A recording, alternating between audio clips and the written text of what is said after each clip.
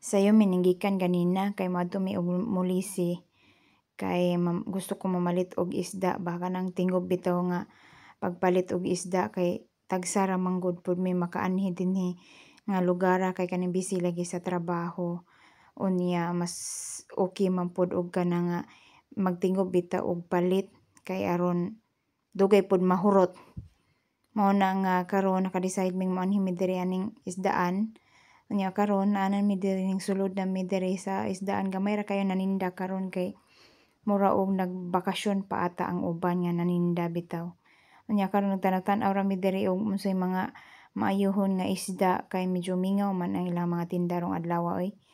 Unya kana nga mo na nagpili-pili ra mi mo nakapalit mi aning isdaa, unya palit kog crabs, unya pusit, unya kana nga sipya, unya mo to pagkahuman nang uli na mi dayon kay alauna na bitaw. Unya maghapit pa mi og kanang isilungga kay aron maggrocery na lang pud mi og kanang hapit nga unsay kulang. Unya mao na to siya pagkahuman uli na dayon mi, bye.